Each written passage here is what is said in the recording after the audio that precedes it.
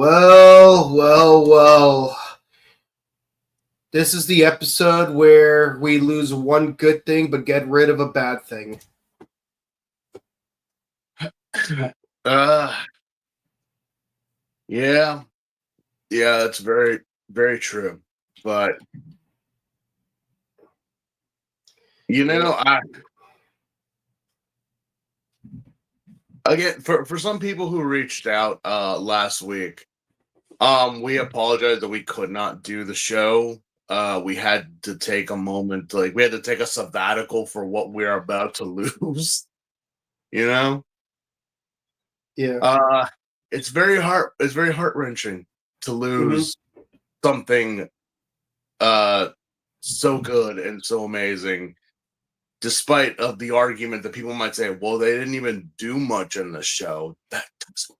But did they, though? I mean, they did some things. Exactly. More than others in past reviews that we have done. I mean, how many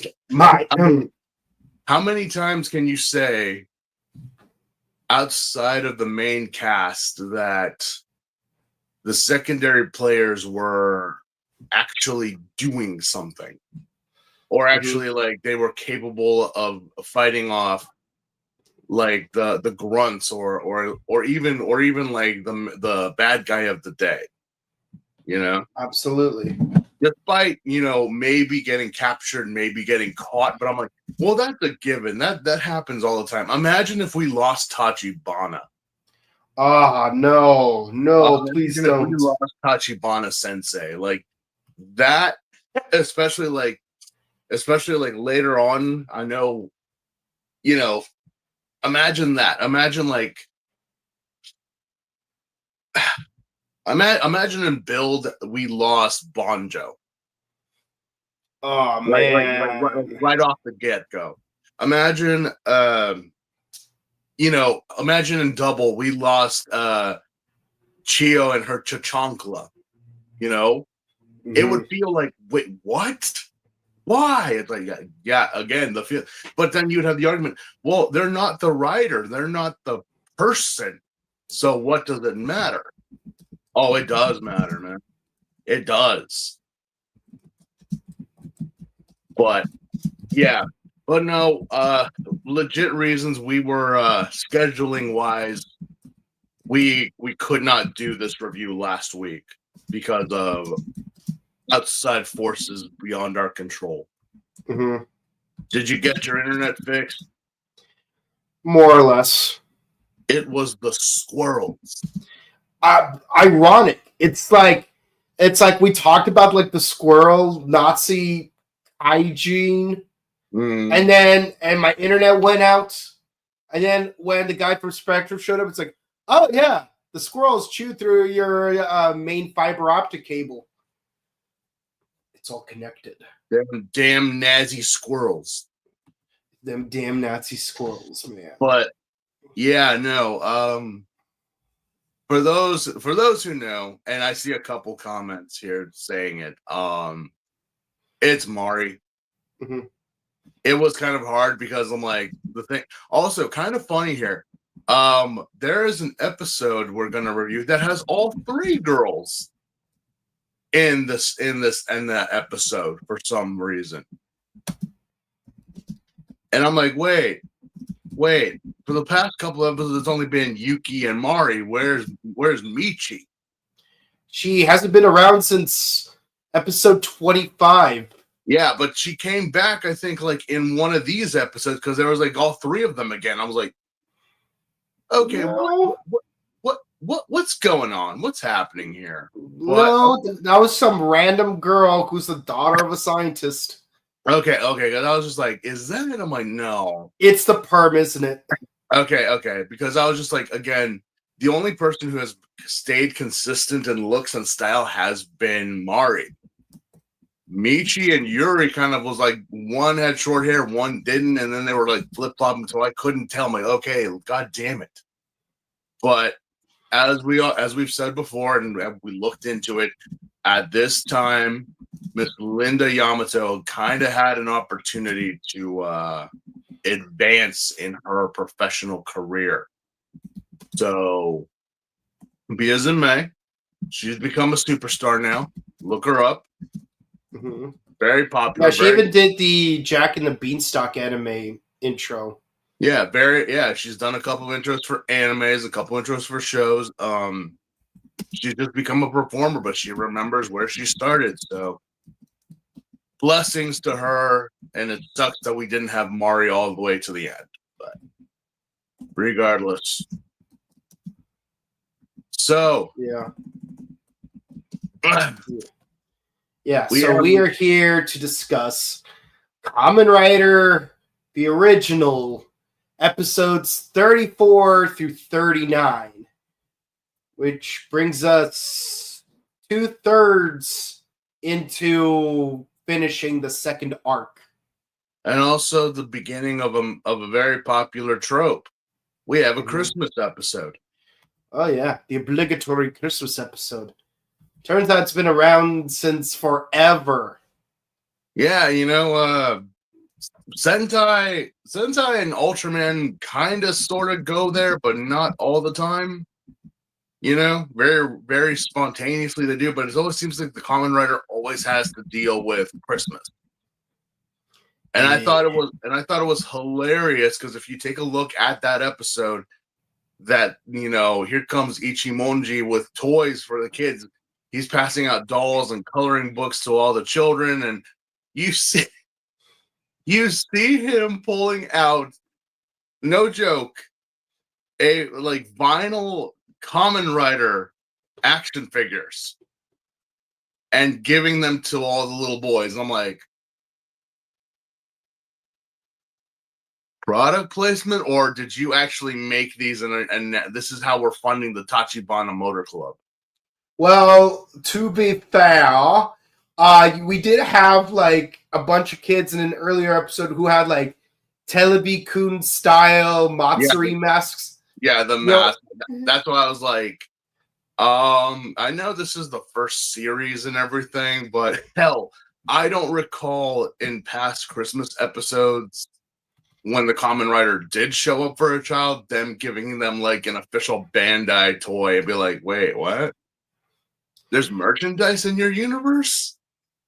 Oh, this is interesting. Telebi-kun started publication in May of 1976.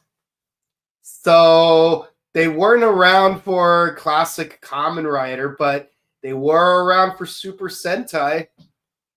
Yeah. No, it's always one of those things that I just like seeing, but at the same time, I was like, well, this is the first show. I can imagine, coloring books and dolls and maybe a plush toy here or there, but an actual vinyl figure of yourself.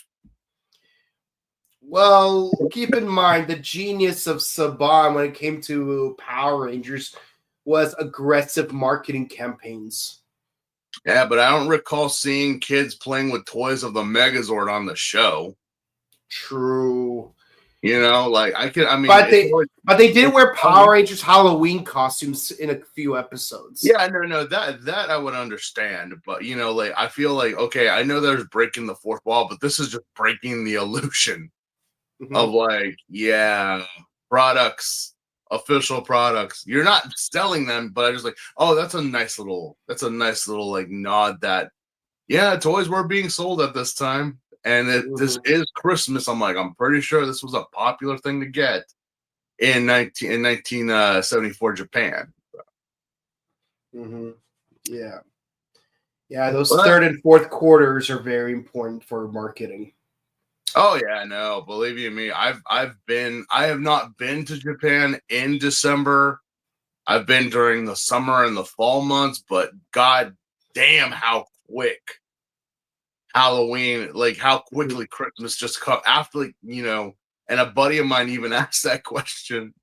It's like, bro, we were partying in Shibuya last night, and we get out of the hotel and everything is decked out Christmas, the next morning on November 1st. And he's like, what? They don't celebrate Thanksgiving around here? And I just punch him in the arm. I'm like, you damn American, really? It's like, what? Like, it was Halloween. It was Halloween like a couple, like just last night. Like, yeah. Yeah, keep in mind, Thanksgiving is an American holiday, so I mean, I know that Canada does something like that. They call it Canadian Thanksgiving or something, but I'm like, the rest of the world, no.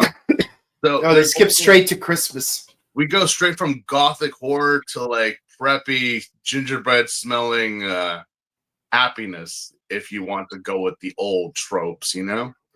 Well, how quickly, but that is not historically accurate because the original was pretty gothic. I know. Halloween. Oh, it's like as we put it. Yeah, the year is dying. October is just like, we know it's almost ending, and then Christmas. Well, think about it. Longer nights, cold, it gets dark earlier. All the stories you hear from the old Nordic countries and the northern countries about Christmas. I don't know how you guys got holly jolly elves and a jolly fat man giving you gifts. But okay. Anyway. Well, specifically the jolly fat part. Yeah, especially the jolliness. I'm like, I would imagine, given how much footwork he has to do and how much carving he did, I imagine St. Nicholas would have been pretty damn muscular. Like he was originally. Yeah. I mean, the depiction of Santa that we get all the time is usually the one that is on Coca-Cola products. Yeah. You know? Yeah. But the original Coca-Cola was practically a Kamen Rider in his own right. Yeah. Fighting cyborg serial killers. Yeah. But yes, we are here to talk about these episodes. So what happened this week? I find it interesting how last week we kept complaining about how Hayato Chimonji rarely appears on the show, and yet episode 34, he actually appears in this episode a lot. And then fades back to obscurity. His face is in these episodes like so much, but again, it's like, yeah, it was weird that he was you know, he was absent for a while, but now these episodes he's full front. He's there with Tachibana, with the Motor Club, with Taki and everyone else. You know, also Taki, you are putting in more hours than the Kamen Rider. Why are you not the Kamen Rider? Yeah, I don't know. But yeah, so our first episode is, what was it? It's the one with the scientist who figured out Shocker's evil plans. Another one? Yep. But at least he wasn't originally from Shocker. Like, he's just a random scientist from the outside who figured everything out. That's right. It's like he just figured it out, but again, Shocker must be Shocker, and in order to get the scientist, or I don't know what the hell their plan was, we must kidnap his daughter. Typical game plan. Could you not kidnap the scientist? Like no joke. I mean, I feel like Shocker just, again, they're too chicken shit to go after the adults. They just go after the children because they know, like, okay, like blah blah blah, like you know, because there are some episodes here, especially like that. Why didn't you? I mean, that was, it's the frog episode, I believe, right? Yeah, the frog. Yeah, the frog. Not bad for a frog, but again, especially within these two episodes, you could totally tell where the eye holes are for the people to like see through that mask you made. Yeah. This frog's nostrils are just really flared up. I'm like, yeah. I mean, you can tell those nostrils are the eye holes. It doesn't take away from the aesthetic, but knowing why the aesthetic is there is kind of, you know. Well, it's also how, like, some people ask me, okay, how does the Kamen Rider work? Because like the eyes are like, you know, like, you know, can he see through those things? You know, like, take a good look at the mask. Yeah, like those little black markings underneath. Yeah, because again, if you put the whole thing together, his eyes should be like not here, but right up here because of the damn helmet. But if you see the slits that are right there, it's not so prevalent in future riders, but in this one, those black little slits, those are the eye holes. Yeah, let me try something real quick. Okay, see, like how like those little black like things under, like he's wearing, that's where the eye holes are. And yes, insert Rick and Morty joke. Oh yes, your eye holes. It's like, get on out of here with my eye holes. Yeah. But yeah, I mean, again, kidnapping a child when the scientist was right there. Mm-hmm. Hell, we even found out that the frog is a poisonous frog. Not all frogs are poisonous, but they do have some more poisonous than others. Releases a noxious, kind of hallucinogenic red smoke from its, I want to say just like a horned lizard, it kind of shoots it out of its eye ducts or out of its tear ducts. Yeah, and basically it gives people both amnesia and delirium. It's the red smoke from Poppy Playtime. Except it's not a cat who's doing it, it's a frog.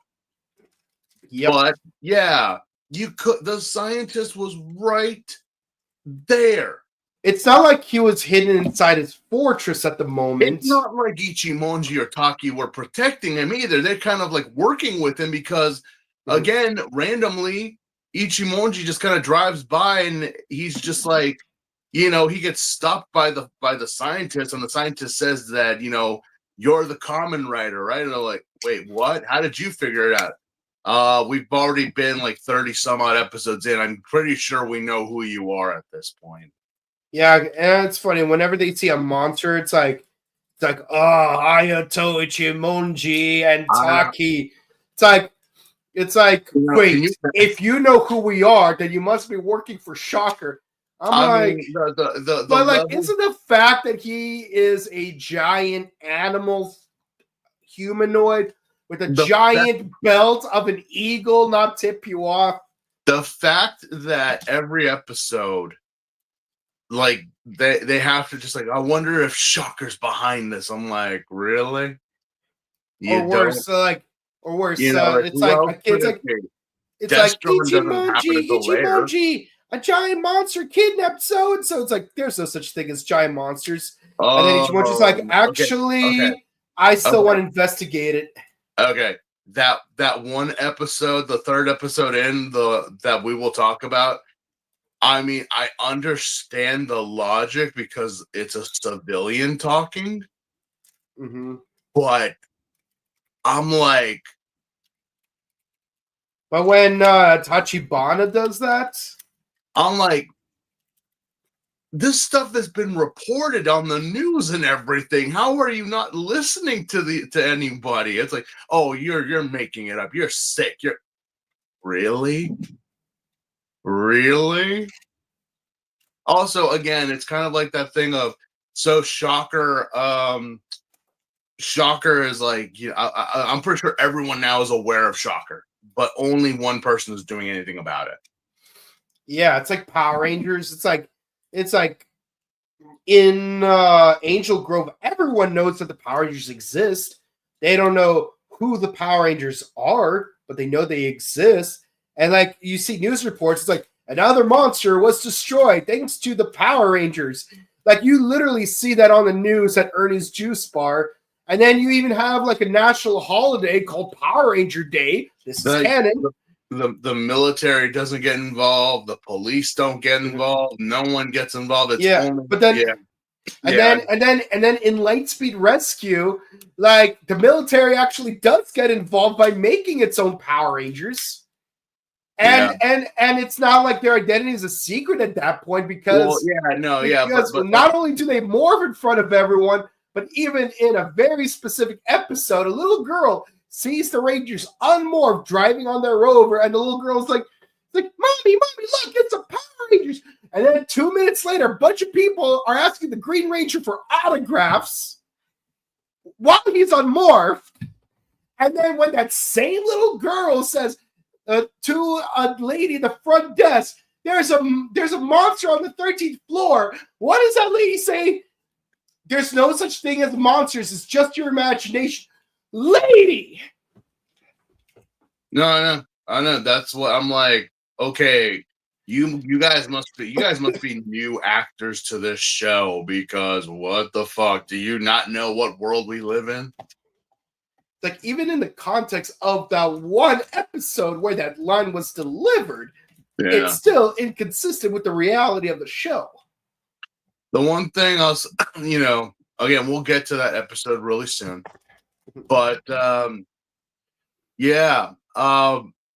there's really no plot or no major events to this story other than the fact that a random scientist figured out what Shocker was doing or what they're planning on doing. And again, he's not involved with them. He's not working for them. He's never been approached by them. But he figured it out. Mm-hmm. And he figured out who the Kamen Rider was. He figured out blah, blah.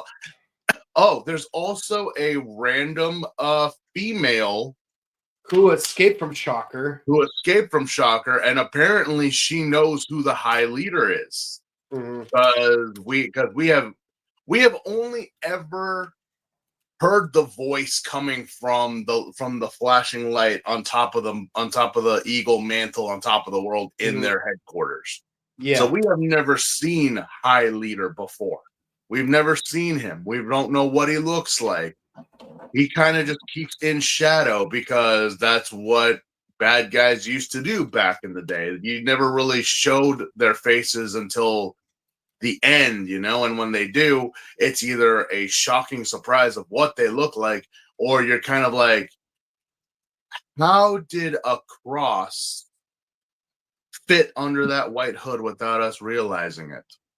Yeah, or Kamen Rider X, when turns out the great leader of Government of Darkness was this crippled dude. With the Government of Darkness shtick, the thing is that they made it seem like this giant metal man, this machine itself, kind of like a Terminator-esque kind of, and this is before the Terminator, like a machine kind of just came to life and now wants to destroy the world, and that's how they made it sound, only for it to be like a Wizard of Oz type of thing and show us this deformed, crippled, disheveled man who we found out it's his fault that he became this way, not society, not the world. I'm like, no. See, you want to blame society, you want to blame the world for what happened to you when it was actually your fault. I mean, that's typical narcissism. It's always someone else's fault. Yeah, I know. But it's like, so you go and do all this because you burned yourself, you caused an accident, and because of it now, I must get revenge on the world because I'm a dumbass. Yeah. Okay, yeah, no, I mean, that's why I was like, if it was true that King Dark, the machine, the metal man, was the bad guy, I would have accepted that.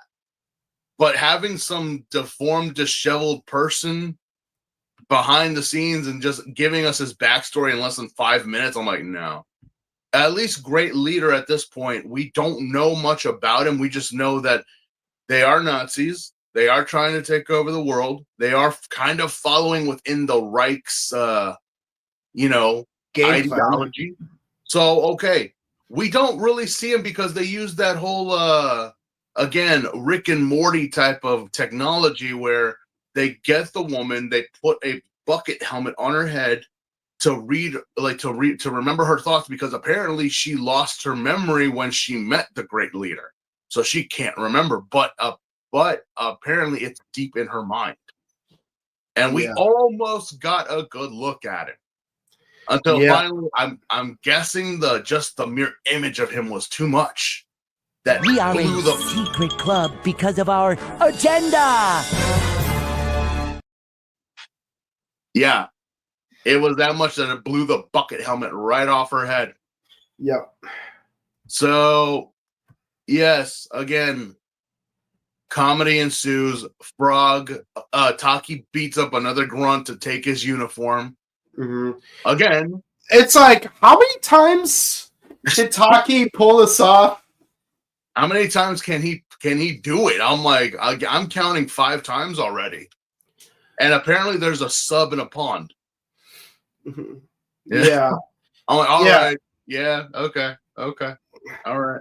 There's also a subplot where the Rider girls try to get ice cream, but then Goro scares them off with a frog, which is just a regular frog. Just a regular frog. Come on. Yeah.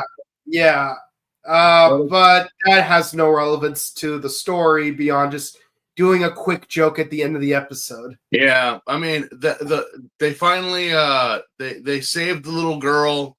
Apparently, they caught the scientist, saved him, but he got gassed because apparently he had the files. The frog burns the files. Fighting ensues, and the frog gets I think it was a rider punch, and then gets knocked off and killed. Yep. Only for like here's the BS of this, because I was like, really? Mm-hmm. So both the woman and the scientist got gassed. They didn't die. So is the gas poisonous or not? These episodes really make me question the potency of their gases, because I'm like, sometimes it's deadly just by a whiff, and sometimes like a whole room can get gassed and they're knocked out. Yeah, we're gonna have to talk about this when we get into the 4th episode. Yeah. So what happens is the little girl gets. And the thing is, this is such a bad application of the horned toad gas, because imagine using that gas on freaking Ichimonji and Taki. Like, they won't remember that. Like, they're fighting Shocker. They won't remember that that could easily stop the Kamen Rider. But heck, like, even if you try to use like the Kisuke Jin school of I'm a cyborg, therefore I'm immune to gas logic. It's like you could still use it on Tachibana and convince Tachibana that he's actually a Shocker agent. But they don't do it because, again, at the end of the episode, Ichimonji goes up to them and they're like, I don't know who you are. What's Shocker? So you guys got amnesia. It's best if you didn't remember. Yeah, it's best if you don't remember. But you just brought it up. Mm-hmm. Again, you didn't know Ichimonji, but I'm like, yeah, well. But the little girl remembers. Oh, who's going to listen to a little kid? Apparently, you should be listening to little kids in this show because they're more smarter than the adults. Mm-hmm. I cannot fucking believe I just said that. But there's some episodes here that the children knew what was going on, and I'm like, no one listened to them. Ain't it the way? I mean, just take a look at Kamen Rider Guy. I mean, he's like, you've got the prime ministers of the UK and France and China all arguing. It's like, oh, what do we do about all these plants? And it's like, yeah, let these 16-year-old kids take care of everything. 16-year-olds and a couple of 20-year-olds, yeah. Okay. Yeah, but mostly 16-year-olds, yeah. But yeah, that is the episode. And then we go into the next episode, which is the Murderous Ant Queen. Which there isn't much to say or do about this episode, except... Other than we have another female kaijin, but it's not like the Bee Queen, which like made it look female. Like, this is female, but it's only by female by voice. Yeah. And they actually use a lady disguise. Which is kind of random. What's really funny is how a few episodes ago we talked about how, like, Oh, like if you are gonna kidnap the scientists in order to use a growth formula to make your kaijin grow faster, why not just take your time, wait for them to grow on their own, so you're not like raising suspicion towards you by the Kamen Rider by kidnapping an actual scientist. They actually followed through on my advice. They did. They actually did because, well, again, the episode starts off in like a sign where like they have an egg, and then out of the egg pops out the ant kaijin, which again they're all excited. I'm like, while it is true that ants do lay eggs, they're supposed to be like a couple larva before we get an ant. But you know what? Science. Mm-hmm. But yeah, at least a caterpillar guy turned into a pupa. Yeah. But yeah, not much to this episode, honestly. I mean, other than the fact that well, the inconsistency of the eggs, honestly. My whole thing is so when Taki and Ichimonji like go and infiltrate the base again, getting another Shocker Grunt uniform, and they go in, it's like, you know, they try to break the egg. It's impossible to break. That stays consistent. But apparently when Taki tried to pick up the egg, he said it was like super heavy. Only Ichimonji could. But then they take it to the Rider Club, and then little Goro picks it up with no problem. Also Mari. Because they're like, oh, it's a big egg. We can make big omelets with this. Yeah, you could. You seriously could if you wanted to. I mean, either way, in the words of Lord Zed, let's crack this egg. Yeah, but of course, apparently trying to crack the egg, it sounds like a bullet ricocheted off of it. Yeah. Yeah. Also, Shocker has like a new death ray security system. And weirdly enough, it's like, oh, yes, the Kamen Rider won't go anywhere near this. And then Colonel Zol's like, you idiot! Don't you know that the Kamen Riders are resourceful? Why are you even saying this out loud, for that matter? For all we know, he could be disguised as one of the Shocker Grunts. Oh, yeah. Yeah, you've been paying attention, Colonel. You really have. Yeah, and then Taki and Ichimonji just show up casually without any disguises. The death rate doesn't do squat. Yeah. Yeah, what happened to that other death ray they had a couple episodes ago? What happened with that thing? No, they tried to make their own, but they just made like cool lights for concerts. All right. Yeah. But yeah, no, not much goes on except for the egg starts turning red and green for some reason. I'm like, is this a bomb? Is it like what exactly is going to happen? But we do know that there's a giant ant infestation outside of the Tachibana Club. Oh man, the ants! I'm like, someone left donuts out or someone left some sweets out. That's how you get ants. Yeah. And again, ants may seem small, but when you get a swarm of them, it's horrible. Yeah, and then the egg just combusts into fire. Yeah, what was that? A dummy egg? Was that what was the purpose? I thought you said these were full of kaijin ready to be born. It's like, no, that one was a dud. That was a dud. Yeah. Okay. All right. Yeah. Also, the whole poison gas thing is also inconsistent because, like, sometimes, sometimes the Kamen Rider is like not affected by it because he's a cyborg, but other times it's like, oh my god, I'm about to die because of this gas. Well, they did do their homework. There are some ants that actually do spray like not gas, but like the acid in their bodies. Kind of like what this ant did because, it's melting doors. It melts people. How many episodes we had that there were people being melted? we were using that melting effect a lot in these episodes. Yeah, the same melting effect. Yeah, the frog, the ant. It's like the pearl strings are not enough anymore. No. The pearl strings were not enough anymore. Now we got to dissolve stuff. The Wolfbane episode. Mm-hmm. You know, just like a lot of dissolving human. But yeah, no. Again, not much went on here other than the fact of like hilarity and ensuity with the ant, only for the ant to get like beaten and destroyed because that's just it. Yeah, like the ant queen even like sprays its own acid onto the egg. It's like, you didn't think this one through, did you? No, she did not. But then again, it's like, well, that's also the thing. They call it the ant queen, but I'm like, so why the hell are you out and about? Mm-hmm. Should you not be making more eggs? Should you not be? I mean, should you not have like your soldiers to do all this stuff? But all right, because next thing you know, she gets kicked and then she dies, and that's it. And so, what happened to the rest of the eggs? We don't know. They just spontaneously burst.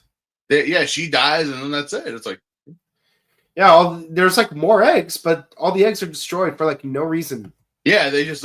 I'm like, I don't think that's how ant colonies work. If it were, I mean, it would be freaking like kind of strange if that's how it worked, but.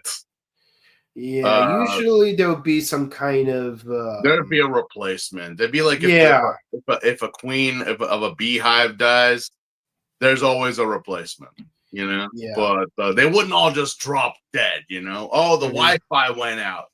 Shit. But absolutely. you know, a good suit. I did like the suit for the Kaijin. Not so much the episode. Not so much the episode. Kind of was like, okay. And now the next episode, the resurrected mummy. You know, well, these past Kaijin, some of them have been made, some of them have been augmented. You know, this one was resurrected because apparently Kaijin existed back in the time of Egyptian pharaohs. Which I summon Blue Eyes White Kaijin. Which again, the Egyptians. If it is true, if all of what we think is true, or what, you know, the aliens, you know, like they were not good at keeping secrets, because I'm like, a humanoid crocodile, a humanoid hippo, a humanoid crane, an eagle, like coming down from the sky. Like, you guys were not good at keeping secrets, now are you? Yeah. And in the words of Futurama, the best way to make sure you did a good job is to have people not be completely sure whether or not you were there to begin with. Yeah, because I'm like, well, okay, so you guys found this mummy, and it's not that you augmented. No, you're resurrecting it. So you guys have the potential of bringing people back to life. I mean, they did bring back past Kaijin before. Yeah. We're going to get to that in the next episode, which, again, that was really fucked up. But yeah, they bring in the monster Egyptus. Wow, that's a very Mighty Morphin name, if I do say so myself. Like, you couldn't have called him something else. You couldn't have, like, at least used one of the, like, a bastardization of one of the gods or something. But no, Egyptus. I wonder where he's from. Yeah. Okay, so what happened? Imagine having a kaiji named Deutsches or Italias or Nihonos. Hell, just calling him Nihon would probably be like, you know, Americans and Americans wouldn't know because we never just say it the way that. Behold the evil wrath of Americus. Yeah, I'm like, again, it's like, no, that's not a creative name. What do you mean? It's literally where he came from. Add a US to it. Yeah, the Great Terror known as Canador. Yeah. And Mexicon. Yeah, just like what? Yeah, we don't have much creativity in naming these things. Oh no, it's Peruvior. Yeah, but yeah. Apparently, they resurrect him because apparently this is an ancient kaijin that existed long ago. Yeah, like they could have at least said, "Oh yeah, the nation of Egypt was named after him." I would have believed that. Yeah, in the fictional world of Kamen Rider, it could have totally made sense. This was a setup to have, like, kind of like what they do in some shows, introducing an ancient evil, like, you know what, like, Soul, you need help. No, really, you need help. Okay, no, yeah, I think you also need a therapist too, but we're gonna bring in somebody to also whip your ass into shape because you've been failing a lot. Mm-hmm. It happened in Transformers. It happened in G.I. Joe. Mm-hmm. They got fed up with Cobra Commander, so they brought in Serpentor. And He-Man, Skeletor was messing King up Hiss. So bad. They brought in what's his face? King Hiss and Hordak. Yeah, and Hordak and all of them. It's like, there's always like, this was a setup of like, yeah, now we're bringing in like a tyrant, like an actual, like, this was a pharaoh that we augmented, but he is the most vicious of all. Like, no. Oh, you mean like what Government of Darkness did, but better? Yeah.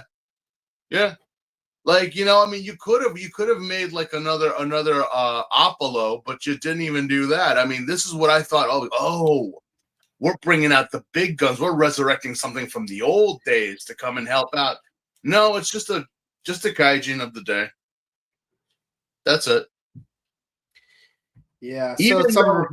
Even though he did have the presence of like a kind of a proto Apollo, where he was just like bossing everyone around and done, but I'm like, nah. But then again, he's from the old times, so yeah, he's not modern like us 1970s people.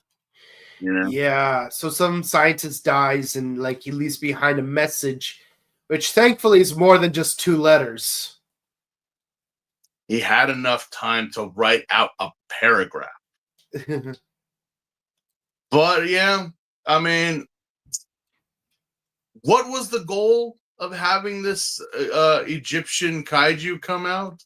Because as it turns out, some Egyptian servants took some treasure from Egypt and they had it sent to a country in the north known as Nippon, which I'm pretty sure wasn't the name of the country back then. Because for one, I know that Japan was like a bunch of smaller territories until the... Yeah, that's a good question. What was Japan before it was called Japan? Yeah, I mean, I would probably say like maybe like Hokkaido and all that. The island of Hokkaido, the island of like wherever. But what was the main island called? What did that? I'm gonna have to look that up. Or if anyone in the comments knows what the original name of the nation of Japan called itself back in the olden days. Apparently the people of Japan back then were called the Jomon people. Jomon. Yeah. I'm not gonna cue a Michael Jackson flip here. Yeah, but the North, well, technically speaking, yeah. And there was like other people, and some Japanese called themselves the Yamato. I do know that. I know that there was like a certain, I forget whether it was northern or southern, that they did that they were Well, again, it was also like back of the samurai and all that stuff. Mhm. Okay. So how did Ichimonji and everyone else get involved in this? A little kid witnessed everything and then tried to tell their mom, but the mom didn't listen. And of course, no one believes him except for Hayato, because it's like, why do you believe that kid? Because no one else does. Yeah, because not like we don't deal with this every other week. I'm like, yeah, giant monsters running around. Or hell, even just regular monsters running around. I'm like, yeah, no, it's a regular occurrence for us. Yeah, I can kind of tell. Yeah. But yeah, again, this one was not much of an impressive episode because I would have believed maybe this would have been like a general or maybe a hierarchy to the general. But he was just some random kaiju that they just resurrected for no reason. Mm-hmm. I did like his design though. Yeah, he had one of the better designs. Yeah, but again, another rider kick, and that's it. And it's just like, but again, General Zoll kind of was like, I knew he was like he was worthless. I'm like, I think you set him up. Because no joke, I feel like he seriously did. Like maybe this could have been a thing, maybe not. But I'm like, yeah, you're no better, Zoll. Your plan still failed, even though it was technically that guy's plan. So yeah, but it was your plan to sponsor him. Yeah, so you're still failing. I'm surprised that the great leader hasn't killed you yet. Yeah, it's like, and that makes me wonder, like, how did the cactus guy take over all of Mexico? How did Zol take over the entire Middle East? It's like they show this incompetence in the few episodes they show up in when they're in Japan, but like in like all these other countries, it's like for some reason they're like, oh, they're incredibly competent, but off screen. And it's because they're competent, we're bringing them to Japan, and somehow that flight over to Japan somehow takes away their competence. It literally is the Lord Zed effect. Yeah, it's kind of like how, like in JoJo's Bizarre Adventure, the 13-hour flight from LA to Japan made Joseph Joestar lose his British accent. Yeah. I call it the Lord Zed effect because I know I've mentioned it before on past reviews. I guess it's the right way to say it. Used to be friends with the late great Robert Axelrod, who was the voice of Finster and Lord Zed, along with many others on Power Rangers. Yeah. And I remember having a conversation with him because I remember as a kid watching with the premiere of season 2 at night, and again, watch that episode when Zed first showed up, right? He had a snake. He had a snake. He was a villain. He was the guy, he was somebody that you were afraid of because this is not supposed to be a joke. He is the bad guy. He demands respect and he's a tyrant. And then about maybe 5 or so episodes later, he starts acting like a male version of Rita all over again. Yeah, like when he first appeared, like he was so intense that they had to air the Mutiny 3-parter on primetime. Yeah, no joke. Robert actually told me because he would go to cons and I would sit down with him and talk to him and we became friends. He told me, do you remember that Simpsons episode where they censored one of the cartoons that they watched and there was a long line of mail trucks bringing in bags of mail from angry and concerned parents? I'm like, yeah. He said, he looked at me and smiled. Where do you think they got the idea from? And I'm like, no. Well, someone please think of the children. Yeah, he told me that he got pulled in And there was an entire room dedicated to, because again, regardless, parents were not happy about this live action show that deals with violence on a kids network. I'm like, Batman the animated series was on TV at the time. Mm-hmm. You know, yeah, there were episodes entirely dedicated to mobsters. Yeah. So, you know, the thing is that, you know, he said, like, you guys are upset because I'm doing my job so well. Again, that's the whole thing, especially with, I mean, I use this reference in terms of like, yeah, you're right. The Cactus Kaijin, completely a badass in his own right, off screen, or when he was first shown. Then afterwards, complete incompetent dolt. Mm-hmm. General Zald, when he showed up, he was like, you know, like demanding reform and respect and blah, blah, blah. And then just being incompetent the whole time, making these plans, these ideas that I'm like, I mean, the most logically, you should go after the person that, you know, that is of worth, not their child. What is it with you in abducting children? Like, allegedly, it's because it's like, oh, we need a bargaining chip to make sure that the person we really want complies. But why not just kidnap the main person first? Yeah, you guys are a terrorist organization. You guys are terrorists. You. I mean, yeah, kidnap the kid, maybe kidnap the whole family, so they, you know, blah blah blah. But you're not even doing that. You're just go after the kid because the kid just happens to be there. What about their parents, or what about the person that actually knows, or what? Oh, we'll send them a letter telling, like, you know, to be how villainous we are. I'm like, yeah, actually, no, that kind of fits. That kind of fits. Not gonna lie, but yeah, that was the Egyptian kaiju episode. So, besides the whole, you know, the good looking suit and whatnot that they used for this creature, not the best one so far.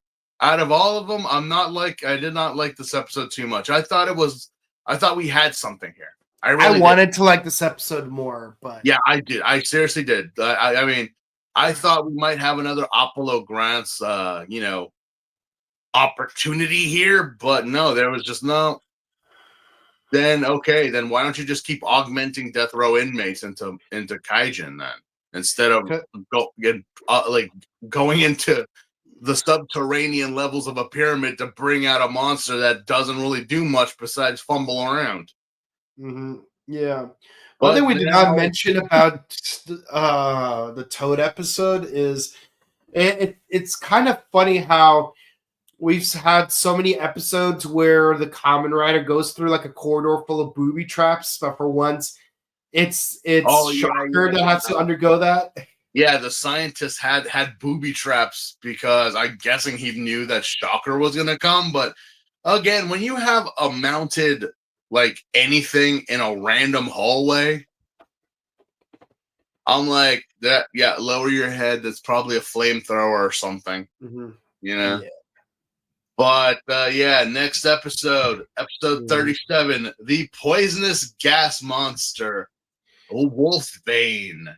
This is probably one of the more interesting episodes. This is one of the most, like, this caught me like, okay, I'm paying attention here, because really the level of stupid is just too much to, like, you know, not just from the mother, but from everybody, you know, especially from the motor club.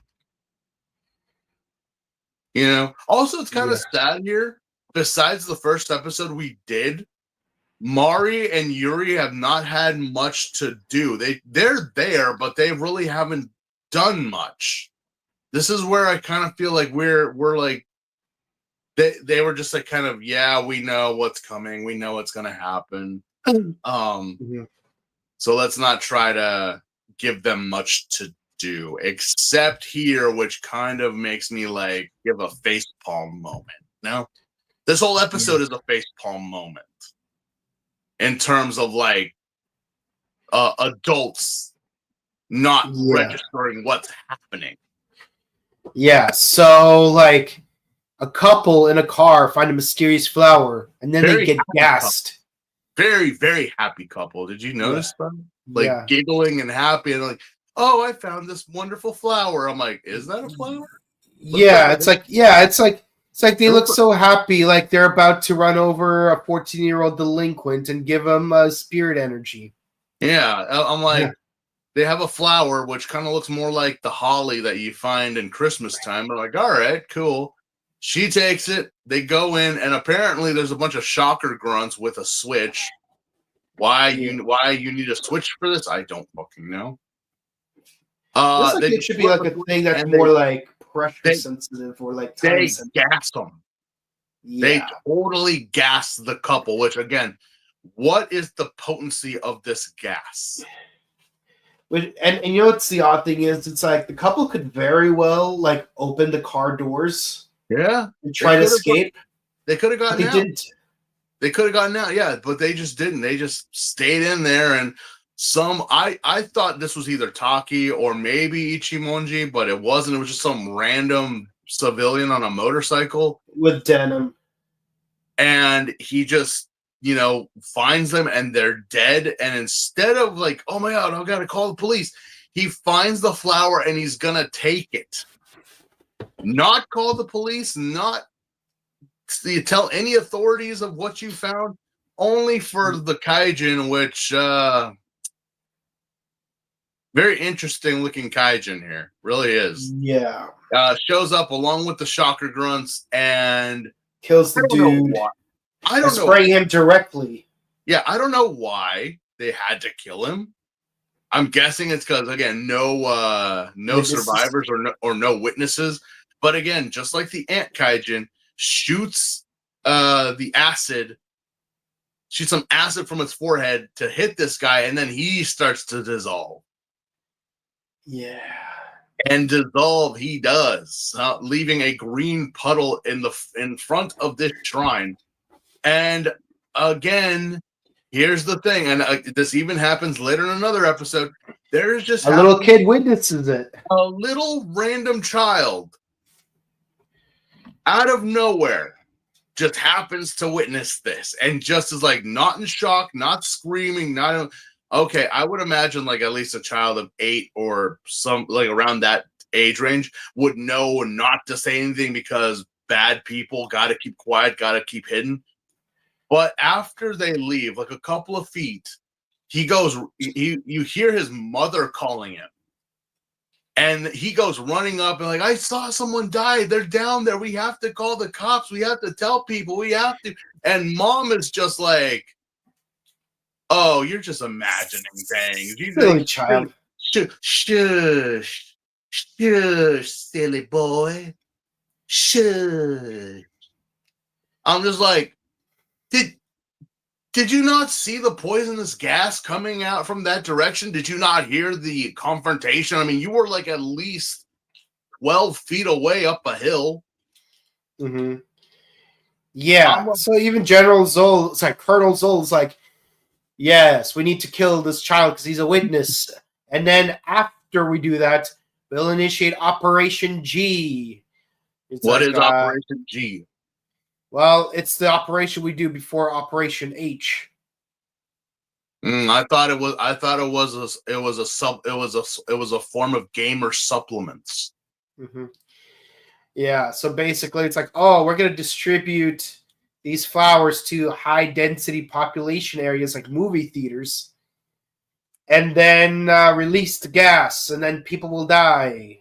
Not the most stupidest idea, but I mean, like, maybe don't be so upfront about it. Yeah, but also the fact that, well, again, the mother and child walk away, and then the kaijin and the grunts show up again afterwards that confirm that the boy heard everything. I'm like, again, you have acid shooting at you. Could have shot some at them and gotten rid of them then. No? What's even crazier is that the little kid got Goro and his friends to actually, like, make wanted posters. Hey, this kaijin killed a person. You know, And Goro even like takes it to the Tachibana race club, and everyone's like, Goro, you silly boy, this kid probably imagined it. I'm like, see, that's the thing that really just got me, like, art, especially with Mari and Yuri, you know, like, again, ladies, we are almost 40 episodes in, and you all are just like, there's no such thing as monsters. What was the last 20 episodes? What is going on here? Are you all stupid or something? Even Tachibana was kind of like, oh, come now, this can't be real. It's like some kid imagined this. I'm like, Tachibana, you were swarmed by a bunch of ants a couple episodes ago. yeah, and you were almost killed by a mushroom. You were literally infected by a mushroom. You were attacked by you were gifted an explosive cactus. You were turned into a bat. How do you guys question this? This should be something. The only one who does is Ichimonji, and I'm just like, I don't know. Maybe they got the continuity or the episodes mixed up. Maybe this episode should have been in the earlier days, but I don't think so because Ichimonji wasn't there at the time, and Colonel Zol was. Yeah, so I'm just like, no, this is. Oh, and there's like a part where like the kid is hanging up one of the posters, and the monster's like right on the other side of that pole. Right. And like no one even spots the monster. It's like the monster's like literally within arm's reach of him. Yeah, but not even. But again, it's like even and like as soon as the monster's up, he just like hides. Like it's like, oh no, they don't see me. It's like, what if she does see you? Just spray her. Yeah, but doesn't even do that. It's just the whole thing of like the mother is just saying that her boy is sick, that he's pulling pranks. It's like the kid is literally demanding that you listen to him, and you're not even. The only thing you do is lock him up in his room and say like, "Oh, you need rest because the doctor said so." Because they're like, but she even tells, I think it was Taki, that Taki talks her. Yeah, he told that the doctor didn't find anything wrong with him. He's perfectly healthy, but she just thinks he's delusional. And I'm like, lady, you know. Yeah, this again, is how audio dramas are made. Again, I understand, like, oh, this is a civilian, so they don't know. Yeah, but it's amazing that everyone else, like Mari and Yuri and even Tachibana, were kind of dismissive of it. Yeah. Until like finally Taki and Ichimonji go, and then we find out that the kid got kidnapped, not killed in his room, which that probably would have been more an effective way to get rid of him. I don't know why you needed to kidnap him. Mm-hmm. And then finally, that's when the mother and everyone else realizes, oh my God, this actually was true. I'm like,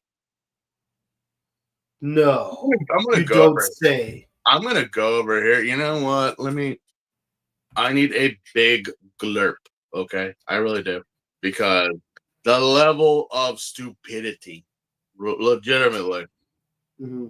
And again, we get like the Tachibana Club like getting gassed as well, and all right.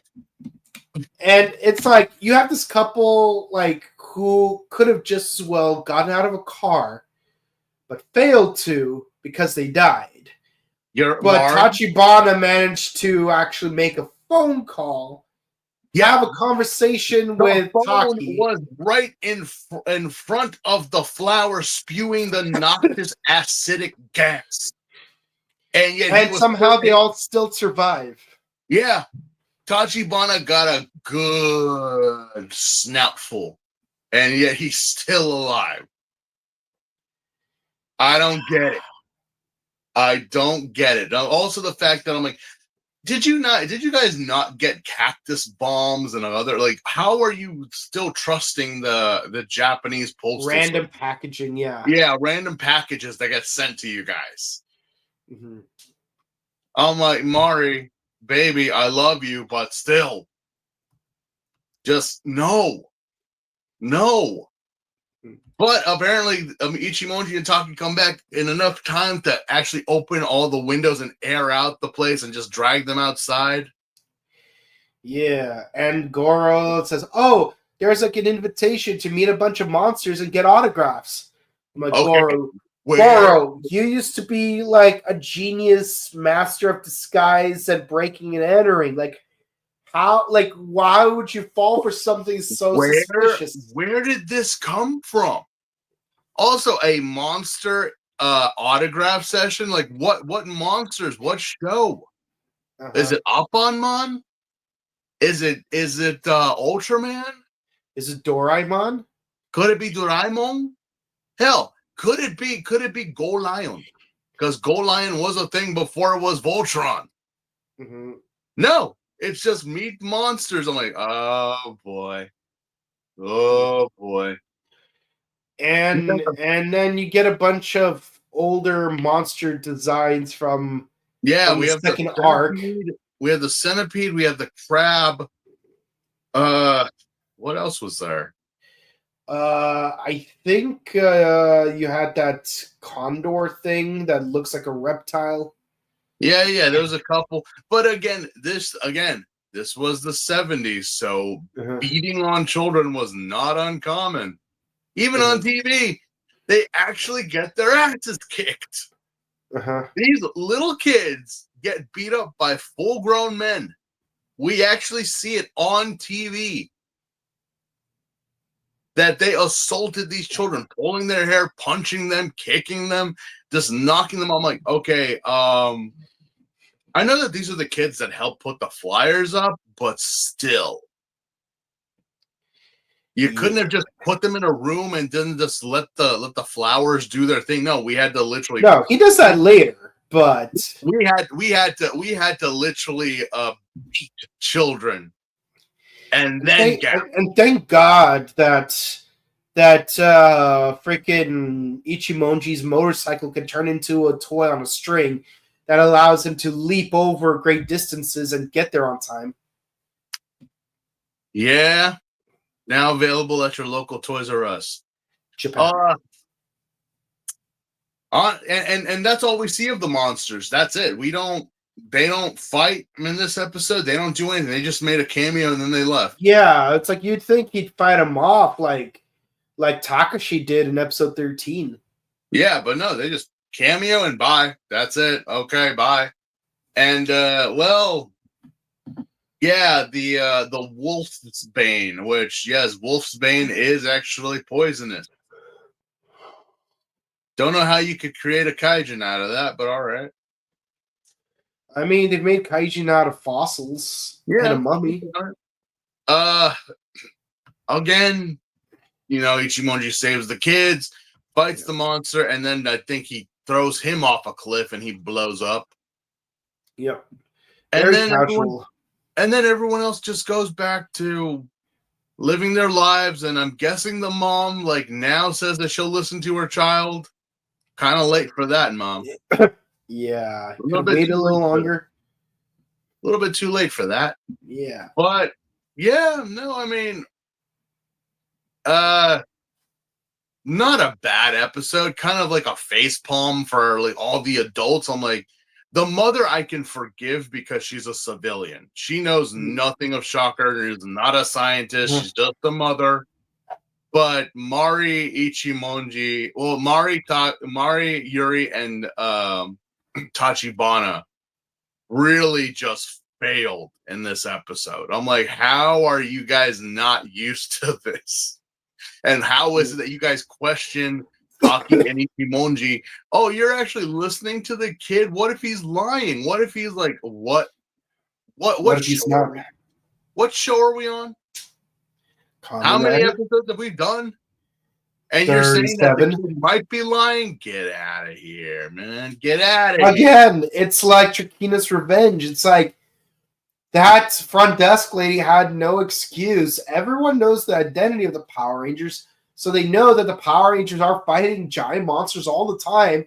So if a little kid says there might be a monster on the 13th floor, maybe instead of telling her she has an overactive imagination, maybe contingently call Lightspeed Aquabase just to do a quick check-in, just to make sure that it checks out. And then if the kid turned out to be lying after all, then let the Lightspeed Aquabase take care of the punishment for lying. Yeah. Well, yeah, that is episode 37. Now we go into episode 38, the lightning monster King. Yeah. Really? Another obligatory episode where a woman is attacked because her dad worked for Shocker but then escaped. You know, first off, when a terrorist organization says that they're offering you a job, what makes you think you could just leave at any time? You know? I'm curious how they advertise the job positions, because surely they don't outright say, hey, we're a terrorist organization that has opportunities for people of all fields. We stipends college credits as well as provide tuition reimbursement. They have everything, but they don't have dental. Mm-hmm. Which, again, if you get that reference or not, you know. Yeah, and if you refer a very athletic college student to join our organization, you will get a bonus Mercedes Benz. Yeah. They get incentives for recruiting people that they know. I'm like, really? But of course, leaving is not an option. Yeah. Your severance pay is a quick death. Yes, like this grounds for immediate termination. Yeah. Well, yeah.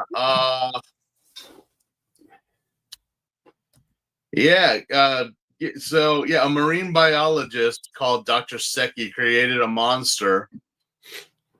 And apparently, Shocker has had this monster for that time. And I'm like, now it's time to get its revenge, because so the Doctor's been on the run for 2 years and you haven't found him yet? That's crazy. That's crazy, especially coming from a secret organization that's bent on world domination. I would imagine you guys would have some great technology in your. So you could find some random nobody scientists in a fortified laboratory that's underground, but you can't find a former member of your organization who just simply ran away. Oh. Mm-hmm. Oh. But yeah, the scientist is like hiding in a forest. He gets knocked out, but when he wakes up, he thinks he sees his daughter, but in actuality, it's just Mari. Yeah. And given certain very specific circumstances, I want Mari to be more involved in the plot of this episode. Yeah, I did too. But this is as far as it gets. That's all like, because he just happens to look like, and then we see his daughter, and it's just like, big hair. Not so much. I mean, not so much, honestly. Uh-huh. They just both have big hair. Yeah, just big hair. That's it. I'm like, well, it was the 70s, so what girl didn't have that type of hair? If anything, she looks more like Yuri than Mari. Absolutely. But again, I'm like, well, okay. But yes, our kaijin for today is an electric ray. An electric ray, which again, some people might be like, what? Well, the thing is about rays, manta rays, stingrays, any type of ray, just like hammerhead sharks, just like sharks, because they are technically in the shark family, they use electric signals to find their prey. Mm-hmm. More so with, and some rays have actually been documented to use those electronic sensors on their bodies to actually paralyze their prey. So it's not so crazy that this giant kaijin ray knows how to use Thunderbolt. Yeah. Denki Unagi. Denki Same. Denki Ray. Yeah, so obviously, kind of crazy for a kaijin, especially for an aquatic kaijin to know how to use thunder attacks, but okay. Yeah. He winds up stalking what is apparently the scientist's daughter, but she knows nothing, and I'm guessing two random bystanders decide to come and help her, but they were not strong enough to withstand the thunderbolt. Yeah. Then he kidnaps her from home. Yeah. Meanwhile, Tachibana or Ichimonji and Taki are like fixing their bikes in the woods for some reason, and they stumble upon the scientist, which again, he mistakes Mari for his daughter. Yeah. While the actual daughter got kidnapped. Yeah. I mean,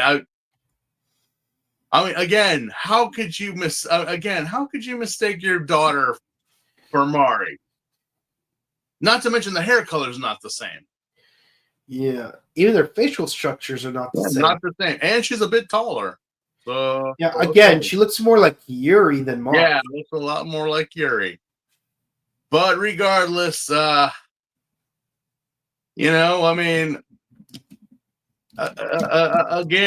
this kaijin, not a bad design. Not a bad design, honestly. Mm-hmm. Yeah, especially with his arms spread open. Well, he's got like the one random claw, and then he's got like the stingray tail on his other arm. But then if you look at him completely, he has another stingray tail as his tail. Yeah. So he's double. He's packing doubles. Mm-hmm. But apparently, the Kamen Rider is not resistant against lightning attacks. Yeah, that's very inconsistent. Yeah, bugs against electric types, not the best combos. Not the best, honestly. Especially bug steel types. Mm-hmm. But yeah, for some reason, this scientist, I'm guessing he just figured it out that he was not working for a very good company, and that's why he left. Yeah. So naturally, Colonel Zoll uses her as a hostage, trying to convince scientists to return by making a phone call. It's like, wait, you already know Tachibana Motor Club's phone number. You know their home address. Sorry, their business address. Why don't you just storm the place? Because send the entire Shocker military to the Tachibana Motor Club. Yeah, it's too simple and too easy. Yeah. I don't know. I'm like, that's why I'm like, you know what, General? I question how you got to be that rank. I really do. I question your how you got that far in the organization. Yeah, so basically the daughters turned into a British PSA about playing with power lines. Because she literally is tied up to a cross near a lot of power lines. And but like, get thrown into said power lines. Yeah. Yeah, and guess who fights off most of the shockers? It's Taki. Taki. Like Taki does most. It's like Taki does most of the work, while Ichimonji gets all the credit. It's like Ichimonji's using chat TAKI. Yeah, but again, it's like because Taki is an FBI agent. I'm guessing they're again the Kamen Rider was a new hero at the time, so he didn't really have the. I would say, I mean, this is his show, obviously, but I mean, like, give the kids, like, because again, that's the thing also in current Kamen Rider, that if they do have like a police officer or some type of authority figure in their group, the authority figure doesn't really do much other than just like, oh, get these people out of here and let the Kamen Rider take care of them, Yeah. Kind of like, hey, look, police officers also help superheroes, and superheroes help police officers. I'm like, all right, Yeah, like Spider-Man. yeah. Oh yeah, and Ichimon's having like an epic sword fight against like a whole group of shocker grunts, which I'm pretty sure old man a Hongo would like to have a word with in 2013, 2014.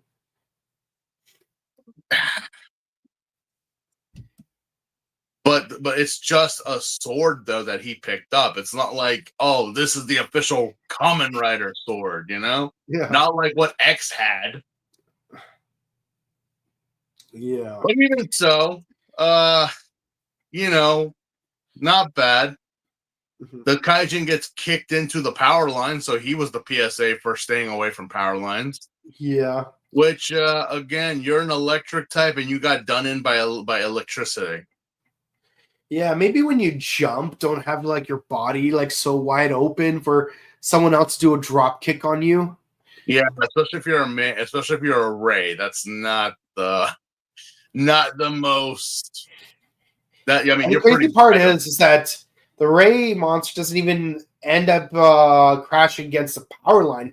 It just falls into the water. Doesn't even explode or anything. He just falls into the water, and we never see him again. I mean, he could be alive. He could be not. He might come back. Who knows?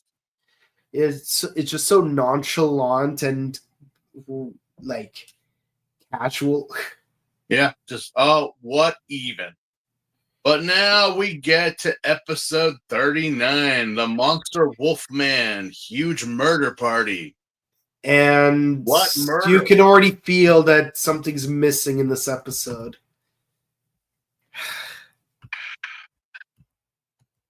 Yeah. Something I think that was like, well, in heels, she was about almost 5'11", but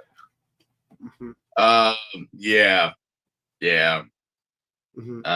Let us take a moment of silence, ladies and gentlemen, because Best Girl Mari has now gone to bigger and better things.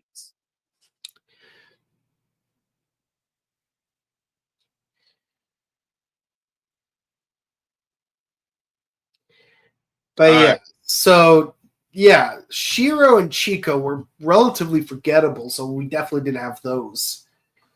Like Shiro, he just disappeared after episode 15. They didn't even give him the dignity of being killed by an exploding cactus. Yeah, and Michi kind of just phased out after like 5 episodes, Episode 25, in fact, was the last episode.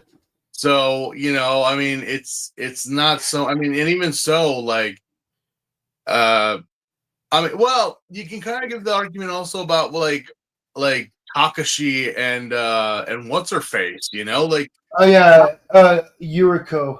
It's kind of like after episode, well, not Yuriko, because Yuriko doesn't come back.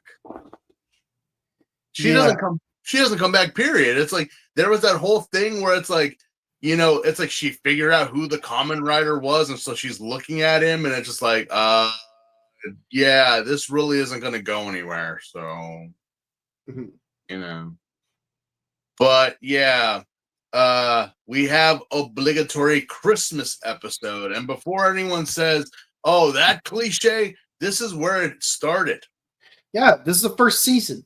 This is the first ever Kamen Rider Christmas special. Yeah, and I don't know, and again, because I haven't really watched much of Showa Ultraman, I've literally watched 6 episodes more of Showa Ultraman in the last few months than I have in my entire lifetime. I don't know when the first Ultraman to have a Christmas episode happened, but I'm pretty sure it happened sometime before 71. I think so. I don't remember, but yeah. This is the first ever Kamen Rider Christmas, because even though it doesn't look like it, we open up with again kind of a a couple of drunk businessmen. Yeah. And apparently here comes the tusks again. That Those one of damn them tusks. Yeah, one of them turns into a wolfman and then kills the other The one. other. But apparently this wolfman is not under the control of Shocker, or it is, but it's kind of like, again, it went rogue. It went rogue. That the general just shows up and starts beating on it, like, if you do this again, you're not getting any doggy treats.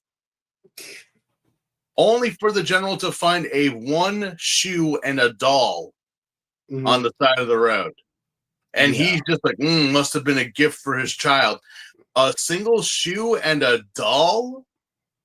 The doll I can understand, but there's also a shoe there.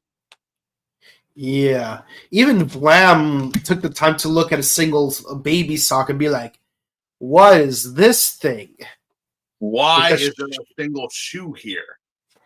Surely Granudes don't believe in socks, but Shocker totally knows what a shoe is.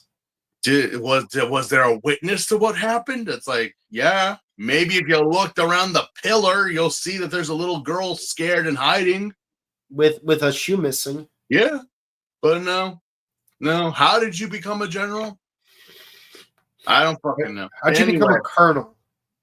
I don't know.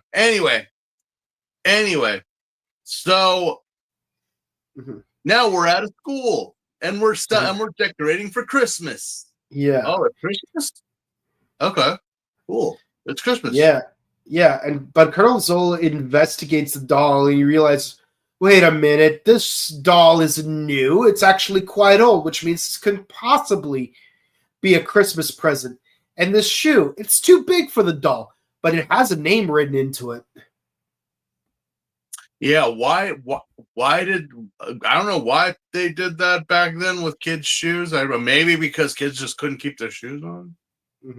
But they do have to take their shoes off before they enter a classroom. Well, yeah, but no, that is true. They didn't have shoe lockers back then. They kind of just put them as they would in their home in a cubby. Yeah. But apparently the kids don't want to meet Santa. They want to meet the Kamen Rider. I'm like, Santa himself is a Kamen Rider.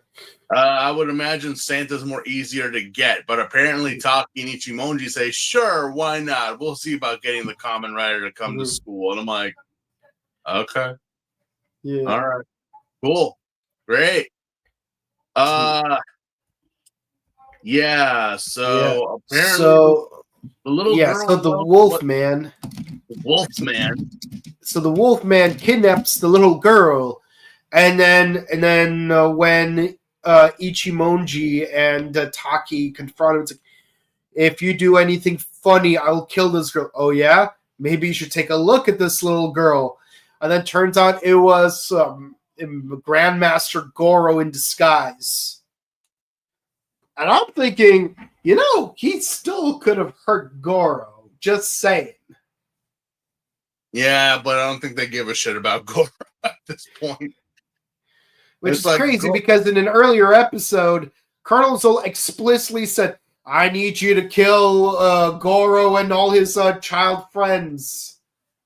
And they didn't even do that, now did they? So it's not like Colonel Zola doesn't know who Goro is. He took the time to figure out this kid's name at the very least, or even know that he's associated with the Tachibana Club. Yeah, but for some fucking reason. Also, so apparently during this murder, apparently the little girl found out about their plan about a nuke. When did they talk about this? Operation Wolf. Yeah, I'm like, what? You killed someone in front of her. You killed her dad in front of her, but you never spoke about a nuke. And apparently there is a plan for a nuke.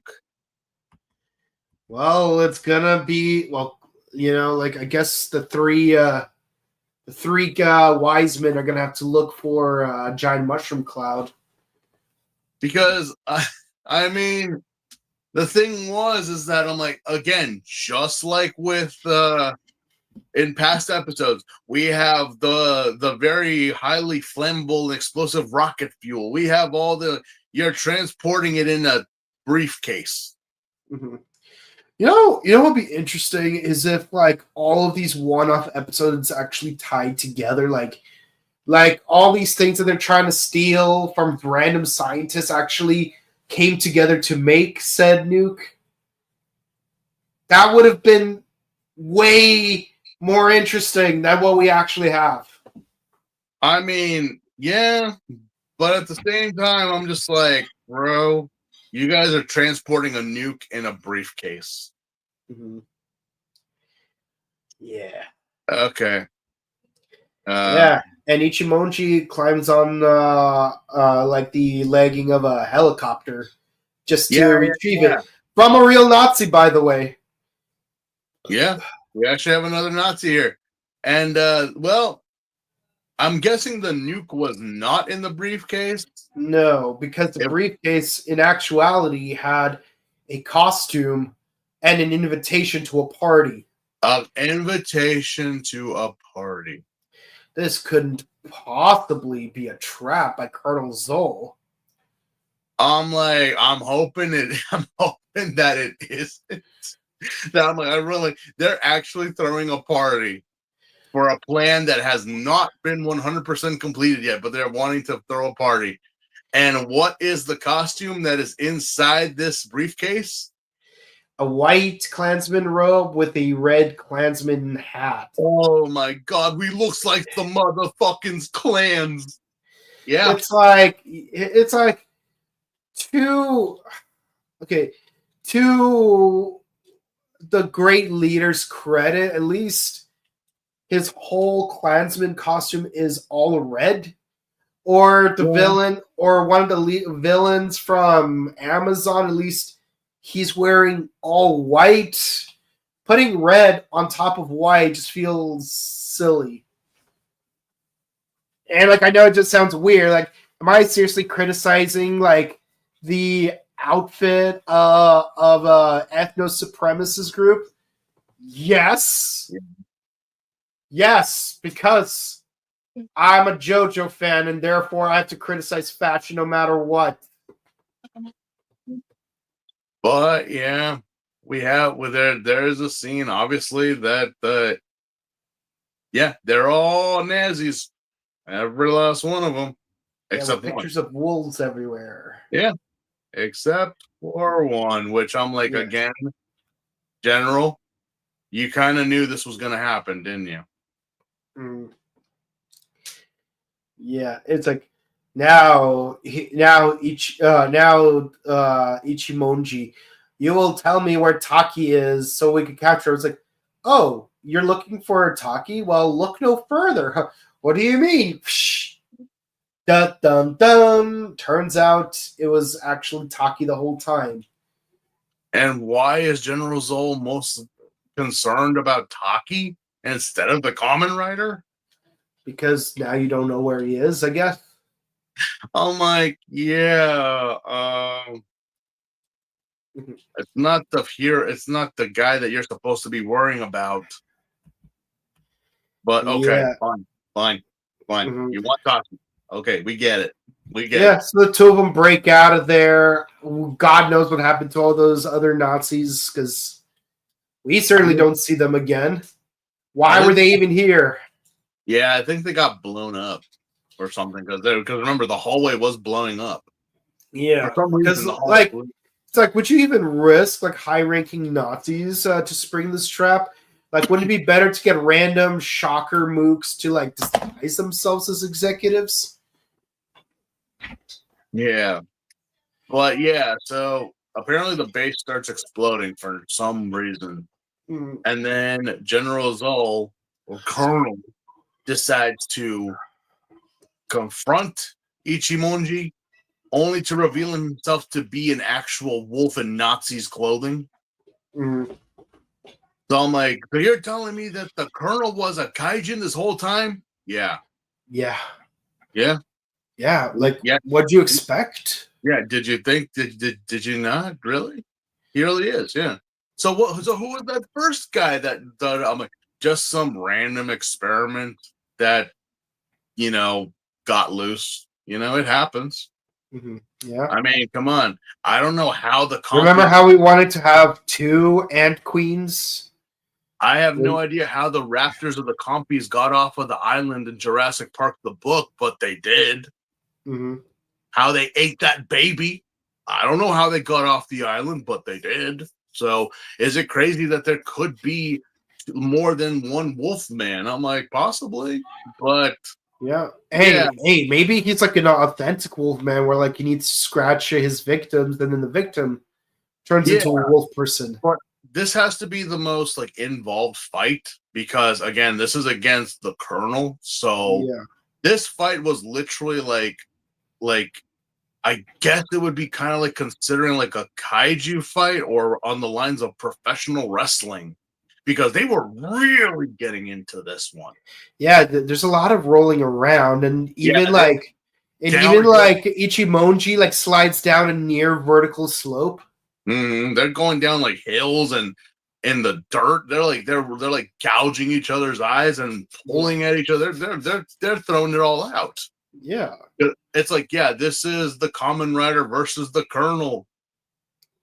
And again, it's like you could have went a little harder and be like, Edward Elric, you bastard! It was your own daughter! Yeah. But again, with a simple punch to the face, that was enough. Nothing else. Just a simple punch. It was able to knock out even Chad Ryder punch just able to knock out the Colonel, and he blew up on the side of the mountain. So I assume that the Colonel is now 100% dead. Maybe not, because again, we're still 50 episodes into the end. So wait till you get to Decade. But that the Colonel is quote unquote dead. He is gone, but who knows? He might come back just like random kaijin that we thought were dead as well. Yeah. But now Christmas party. Christmas episode. Yeah, we got Santa Claus delivering kids presents with Yuri and Taki and no one else. And I'm like, all right. And then we hear a motorcycle in the distance. And then who shows up at the orphanage? Ho, ho, ho. Ore wa Kamen Rider. Happy Christmas. And this is where I was saying that I'm like, the product placement was really like not even giving a damn, Yeah. Obviously the Kamen Rider shows up, and has like gifts for all the children, pulling out the doll that the little girl lost. Mm-hmm. How you got the same doll, I don't know. But then you see the Kamen Rider giving to all the other children like official Bandai Kamen Rider toys, such as the bike. And I swear, because of the coloration, one of them straight up looked like it was Super 1. Yeah. Then they gave a vinyl figure to a little boy, and then obviously now we cue the whole so it is Christmas, but the Kamen Rider must continue his journey to defeat Shocker. Will General Zol return? Will the conquest of Earth be stopped? Tune in next week. And that's it. Yeah. So we semi-finished an arc.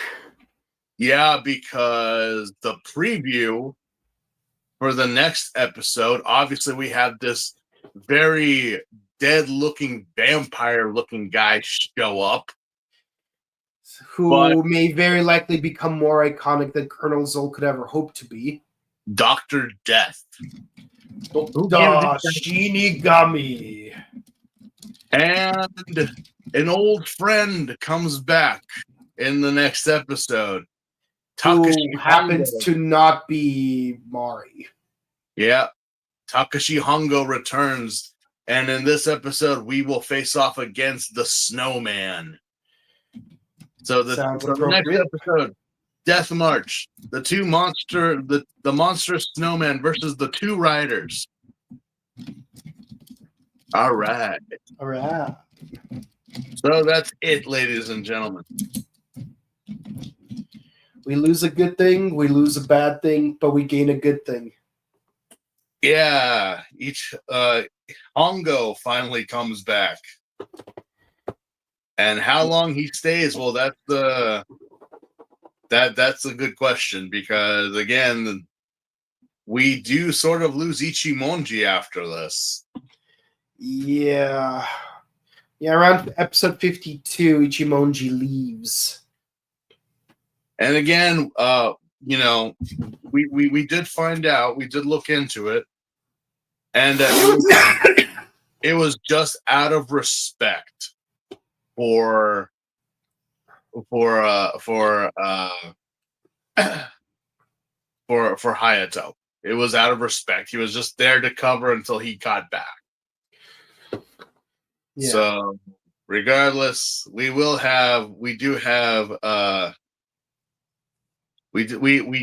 Ichimonji after a while, but again, we do get Hayato back. So. We get Takashi back. We get Takashi back. Yeah. So, yes. These episodes, wow.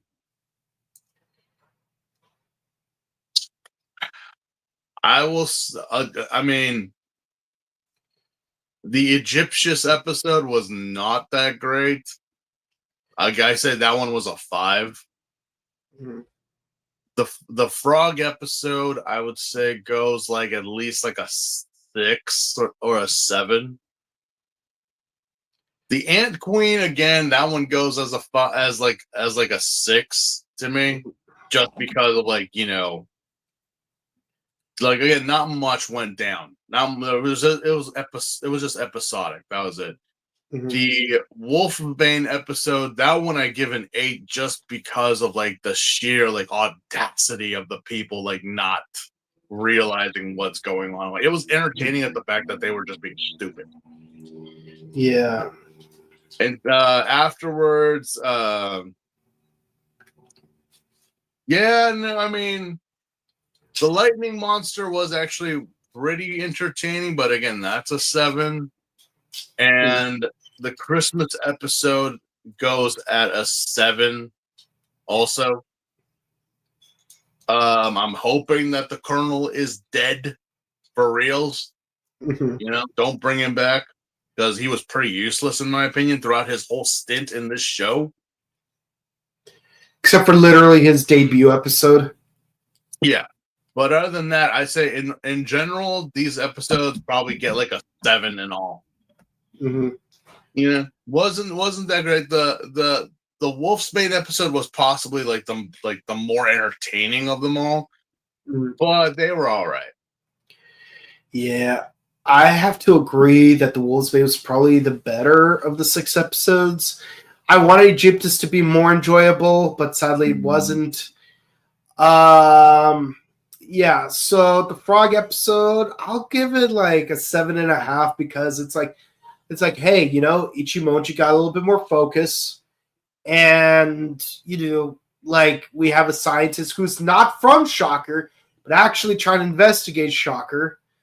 The Ant episode was probably one of the weaker ones, 6. The Egyptus episode, 7. Like, again, I like the idea of reviving an ancient mummy. It's just they could have done more with it, and they just simply didn't. I wanted to give the episode 9, but what's back to me is the fact that you have this whole string of episodes where like a kid witnesses a problem and the parents just straight up don't believe it. And even worse, the Tachibana Club doesn't believe it until, except for Hayato. And like for no reason too. It's like, it's like, okay, maybe you might not believe this one kid, but why would Goro lie to you? Mm-hmm. Why would Goro lie to you? Yeah. Yeah. No, I know. The eel episode, also a 7. I want to like it. I mean, the eel monster was formidable. Like I give it credit for that. But given the fact that this is Mari's final episode, I just wish they did more with her. It's like, like Karen Ashley, like she deserved a more ceremonious outro in Mighty Morphin, but it is what it is. But with that in mind, Mari deserved better, especially since the episode started off with the scientist mistaking her for his daughter. Yeah, no, especially that. Yeah, you'd think you'd give her more focus, and then the Christmas episode, I give it an 8 because we finally get rid of Colonel Zoll. Yeah. Let us know what you guys thought of this episode. Please let us know. All right, on Twitch, we got Nemesis Rider saying, I will miss Mari. We all do. Yeah, she will always be the best girl. She is like first best girl. Like, no joke. Legit best girl. Yeah, switching to YouTube, Triple Oaks YZ says, Mari. Everyone's feeling it. Everyone's feeling the Mari. Like, I think you and I just glazed her up just enough. Well, I mean, here the thing is that we thought, like, again, like I've said, mostly it depends on the writing and the characters. Like, here come these girls, like halfway into like the second part of this show, right? Mm-hmm. And they make one hell of an entrance. Yeah, you know? It's like we were under the mistaken impression that they would be grossly incompetent, especially because they don't know how to ride a motorcycle. Yeah, and like instead of actually learning to ride a motorcycle, they're just like doing dance parties all the time. But when push comes to shove, like Mari can can defeat half of an entire platoon of shockers using a stick. Yeah, no, and that's the thing. I mean, when you look at most, like, especially like in Heisei, Neo Heisei, and the Reiwa, how many of the girls are competent, or that, okay, they might get captured, but that's fine, that does happen. But that they were like, in Gavu, but they also the thing is that they're not just badass women, but they have a charm to them. Yeah. Mari was, again, a ditzy girl. Like, if I were, that's the best way I could describe her, is ditzy. But when it came down to it, when she just was not hiding in the background, like later on with Scooby and Shaggy and X, or the first girl in the first few episodes of this series, she actually, along with the other two, got down. Like, no, we're not going down without a fight. And Mari was always the one that was front and center. That's why I'm like, you know what? She deserves to be up there in the high shelf of best girls. Mm-hmm. All of them do, technically, despite how much camera time they got. These were the ones that they not only had the power, they also had the sass and the style to do it. So say what you may, like, who you think best girl is, but these three are like the ones that should be the shining examples of, like, no, they're tough, but they got the it. Yeah. So they will be missed. They really will, especially Mari. But again, go on YouTube, Go on wherever you stream music. Linda Yamato is a singer and performer. Go support her. She still, to this day, talks about how much fun she had on that show. So sometimes the civilian characters is the heart of the show, like Sachika and Gav.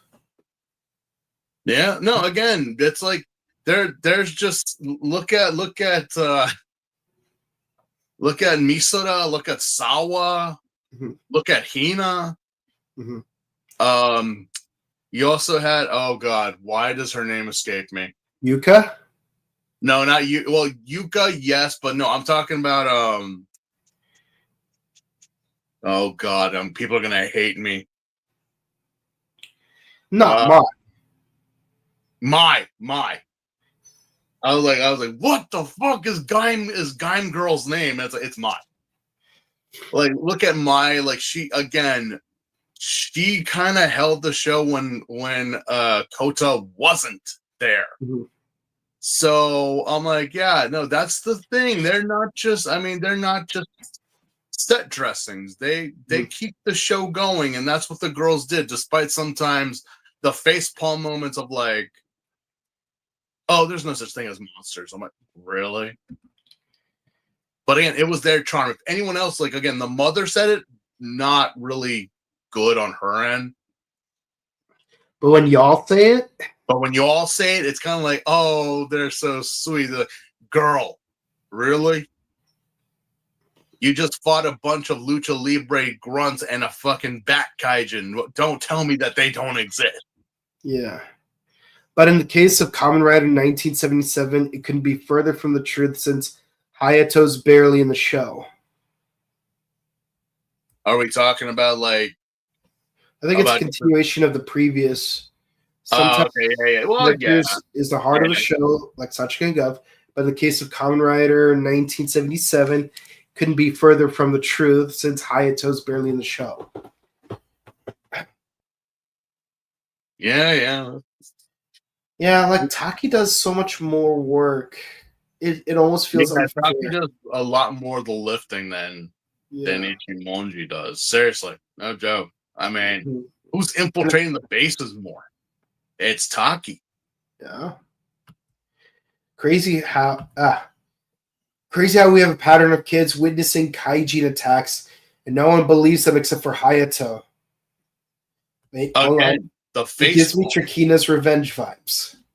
Yeah, total like what the F, dude? Like, what have we been doing for the past 30 some odd episodes? Like, no, well, they're just kids though. Yeah, but again, you should listen to them.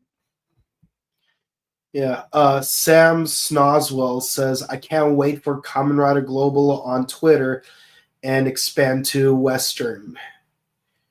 I heard about that. So what exactly is the Twitter page going to do? Basically, it's about there's plans to expand the Toei brand to the US, especially with their tokusatsu properties. Oh, like Toei already has expanded, but yeah, you're right. And basically the Kamen Rider Global Twitter page is supposed to be like the main source of news pertaining to that.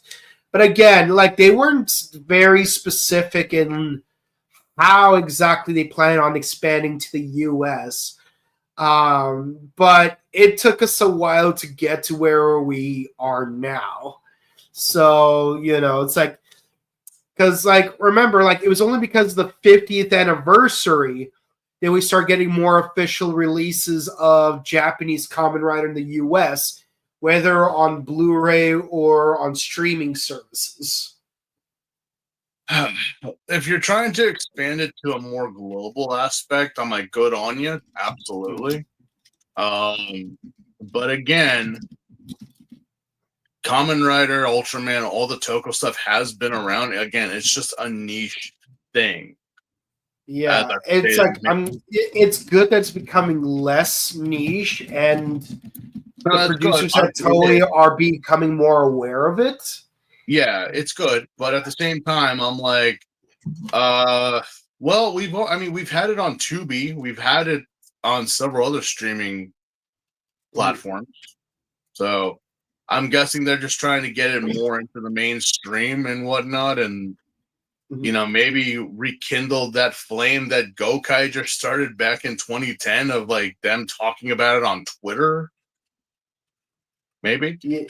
Yeah, and again, it's like when you say want to expand to the US, like what does that actually mean? Because like, does it mean you're gonna release more seasons on Blu-ray? Does it mean you're gonna release more seasons on streaming services?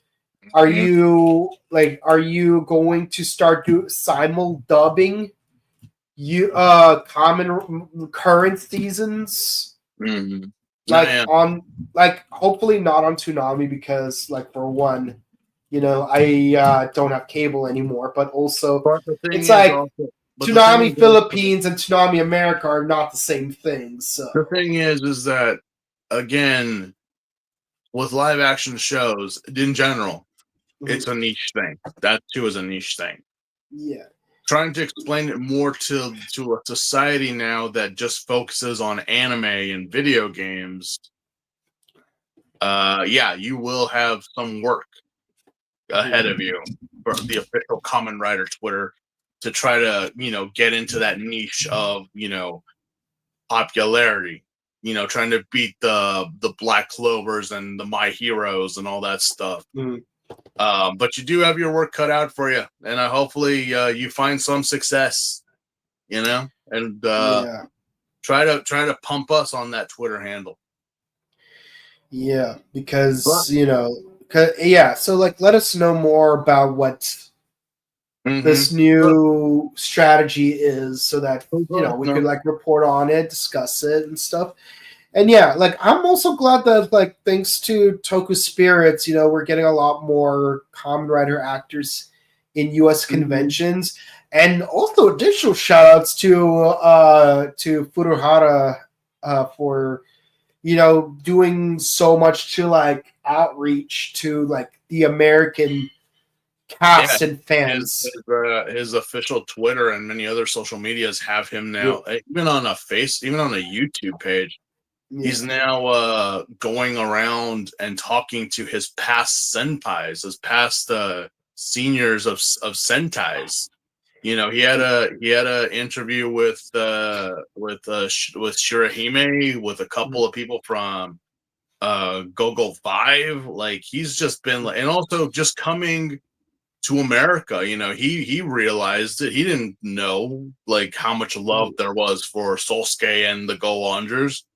Most Toko actors just come one time and that's it, but he's realized like there is a niche. There is also, thank you to Captain Marvelous Ryota Otazawa, who reached out to Yuki, to AIM, and has been reaching, now Yuki is reaching out to her connections, and her be like, no, you should do it. You should. There are fans out there for us. They really care, and they really love us, and they really go, show your love, show your respect to the Sentais, the Riders, and the Ultras, because they get shocked, and they get. Ryota even said that he was shocked that Gokaiger was so big in America.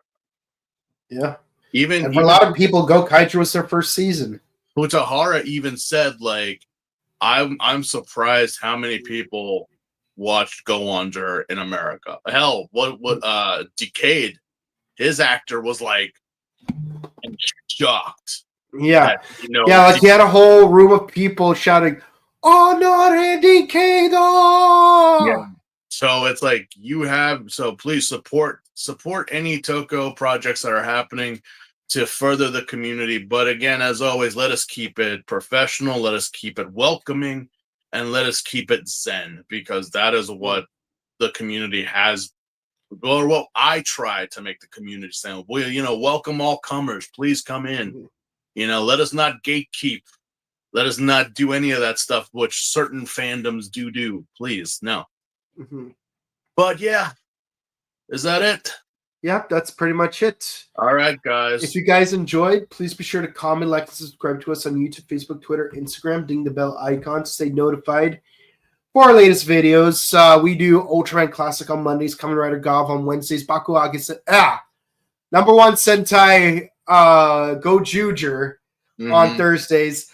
And we got Kamen Rider Classic on Sundays. We only have 2 more installments to finish the second arc. We're almost there. We're almost 40 episodes in. Also, stick around for any additional content that we may be posting real soon. Check out our sister channel, The Buttery Show, where I will be uploading the vlog for Sailor Moon the Super Live later this upcoming week. And if you want to follow our personal content, where can the people find you? Just on IG, please, please and thank you to all the messages and comments I get. And again, guys, if I forget your name, I'll look it up because it's on my phone. A shout out to you, Ryder666, who reached out to me and was wondering how we didn't do the episode. We're fine. We're good, but thank you. Your comments are all welcome, and I do reply to all messages. Yeah, so do I. And you can find me on Instagram at Boken_Kabuto and on Twitch at twitch.tv/BokenKabuto. With all that said, guys, thank you guys so much for watching. It means the world to us that you're here on this lovely Sunday morning. Well, now it's the afternoon. And please be sure to stay safe, stay hydrated, update your emergency kits, hug your loved ones. See you again real soon. Have a good one. Bye. Bye, guys.